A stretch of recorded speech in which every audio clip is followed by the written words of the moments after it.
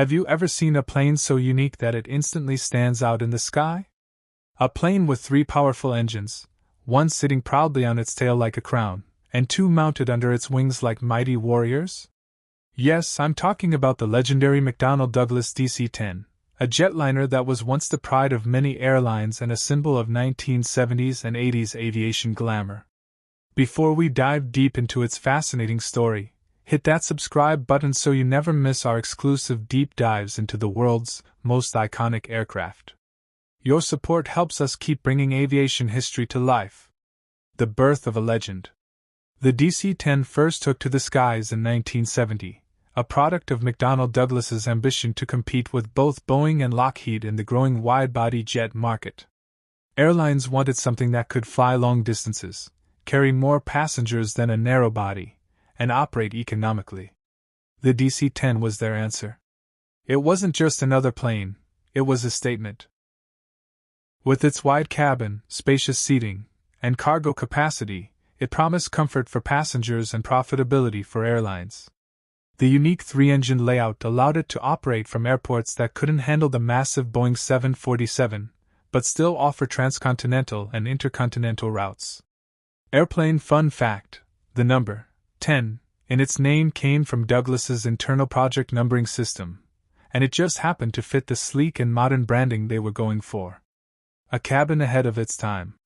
Walking into a DC-10 in the 1970s was like stepping into a flying luxury lounge. Passengers were greeted by wide aisles, larger seats compared to many modern aircraft, and an ambience that made flying feel like an event. Airlines like American Airlines, United, KLM, Lufthansa, and even Japan Airlines used the DC-10 for both long-haul and high-traffic short-haul routes. Airplane HH in the 1970s was like stepping into a flying luxury lounge. Passengers were greeted by wide aisles, larger seats compared to many modern aircraft, and an ambience that made flying feel like an event. Airlines like American Airlines, United, KLM, Lufthansa, and even Japan Airlines used the DC-10 for both long-haul and high-traffic short-haul routes. The DC-10's twin-aisle layout made boarding faster, and the high ceilings gave a feeling of space, something you rarely feel in most planes today. Even the economy class felt generous in legroom compared to modern standards. And yes, before we move on, subscribe right now if you love learning about aircraft interiors, because our next videos will take you inside some of the most cabins ever designed. Performance and engineering. At the heart of the DC-10's performance were its 3 General Electric CF6 turbofan engines. These beasts provided the thrust needed to carry up to 380 passengers depending on configuration. The center engine was mounted at the base of the vertical stabilizer, fed by a distinctive S-shaped duct, a feature that became its most recognizable design signature. Its range depended on the version. The DC-10-30 could fly over 6,000 miles, connecting continents with ease. Airlines loved that it could use shorter runways compared to larger aircraft, making it versatile for different markets. The controversial years. But, as with many iconic machines, the DC-10 also faced controversy. Early in its service, a series of high-profile accidents shook public confidence. The most infamous was the 1979 American Airlines Flight 191 disaster, which remains the deadliest aviation accident in U.S. history. These incidents were traced back to issues in the cargo door latching system and maintenance practices, not necessarily the design itself. After thorough redesigns, safety checks, and modifications, the DC-10 regained its reputation and went on to fly millions of passengers safely for decades. And yes, these events also helped shape modern aviation safety regulations. So, if you care about aviation safety, make sure you're subscribed, because we'll be covering how lessons from the DC-10 shaped the planes we fly today. Global reach. The DC-10 became a truly global jet. You could see it in the skies of North America, Europe, Asia, and Africa. It served as a passenger plane, a cargo hauler, and even as a military tanker for the U.S. Air Force, known as the KC-10 Extender.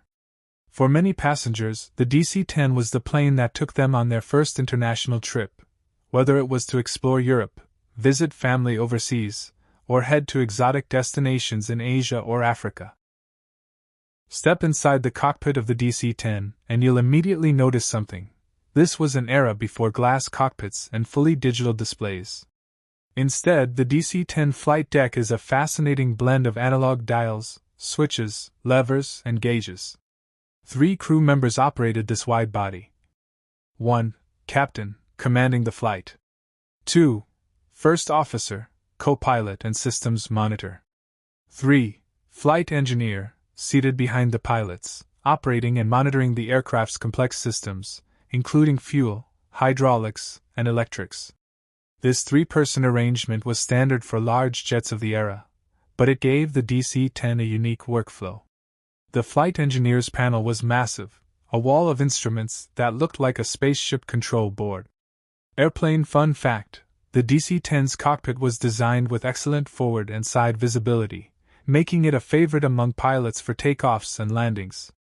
And hey, if you're loving this behind-the-scenes view, don't forget to subscribe so you can join us in future cockpit tours of rare aircraft. Despite its analog look, the DC-10 had several advanced systems for its era. The autopilot could handle much of the cruise phase, and the flight management system, although primitive by today's standards, could store and follow flight plans. Its hydraulic system was one of the most powerful ever installed on a commercial airliner, controlling everything from the landing gear to the massive control surfaces on its 155-foot wingspan. The engineers even built in redundancy, so if one hydraulic system failed, others could take over, a safety feature that became crucial in emergencies. While the DC-10 started life as a passenger jet, its versatility made it a favorite for cargo conversions. FedEx and UPS have operated dozens of them, and their ability to carry over 90 tons of freight made them workhorses of global logistics. But the DC-10's transformation didn't stop there. It was also adopted by the U.S. Air Force as the KC-10 extender. This version could refuel other aircraft mid-flight, carrying nearly twice the fuel of a Boeing KC-135 tanker. With its long range and massive capacity, the KC-10 became a backbone of aerial refueling for decades. If you think that's impressive, subscribe right now, because in Part 3 we'll reveal jaw-dropping rescue missions and unusual DC-10 operations you've probably never heard of. The DC-10 wore some of the most iconic liveries in aviation history.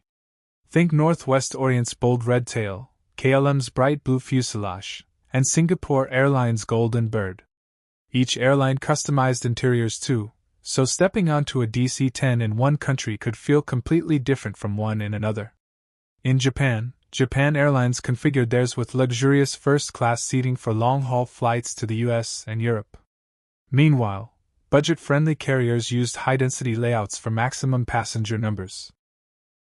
The DC-10 had a rough patch in the 1970s and early 80s, which gave it an unfair reputation in the media. After several tragic incidents, some due to maintenance shortcuts, others to design flaws, the aircraft underwent extensive redesigns. One standout story is United Airlines Flight 232 in 1989, when a DC-10 suffered a catastrophic engine failure, severing all hydraulic systems. In an almost impossible feat, the crew used just engine thrust to steer the crippled plane, managing to save 184 lives out of 296 on board. This became one of the most studied aviation survival cases in history. These lessons led to improved safety standards, not just for the DC-10 but for aviation as a whole. For millions of travelers, the DC-10 was the airplane that took them on their first trip abroad. People remember the hum of its 3 engines, the spacious cabin, and the distinctive whine on takeoff. Aviation enthusiasts still gather at airports where cargo DC-10s operate, just to capture the sound and silhouette of this trijet. Welcome back, aviation fans! If you've been following our DC-10 journey, you already know how legendary this trijet truly is. Today, in Part 3, we explore the final chapters, the retirement flights, rare survivors, and the ways this aircraft continues to inspire even decades after its debut. Before we take off, make sure you hit that subscribe button so you never miss our deep dives into aviation history. The DC-10 entered commercial service in 1971, but by the late 1990s, newer aircraft like the Boeing 777 and Airbus A330 began replacing it. These modern jets were more fuel efficient, cheaper to operate, and needed smaller crews, just 2 pilots instead of 3. Airlines like American Airlines, Northwest Airlines, and United Airlines gradually phased out their DC-10 fleets. The last passenger DC-10 in the U.S. retired in the early 2000s, marking the end of an era for many travelers. But the DC-10 wasn't done yet. Cargo operators, especially FedEx, UPS, and smaller freight airlines, kept these giants flying for years, hauling goods across continents. For freight, the DC-10's reliability and massive payload still made economic sense. The final passenger flight. One of the most emotional moments in DC-10 history came on February 24, 2014, when Biman Bangladesh Airlines operated the last scheduled passenger DC-10 flight in the world. Aviation fans from across the globe flocked to Dhaka to be part of history. The airline even offered scenic flights just for enthusiasts, a rare chance to hear the unique hum of those General Electric CF6 engines one last time. The atmosphere was electric, camera shutters clicking, passengers applauding on landing, and even tears from those who had flown the DC-10 since its glory days. If you'd love to join moments like that in the future, don't forget to subscribe, because we bring you right into the heart of aviation history. Rare DC-10s still flying.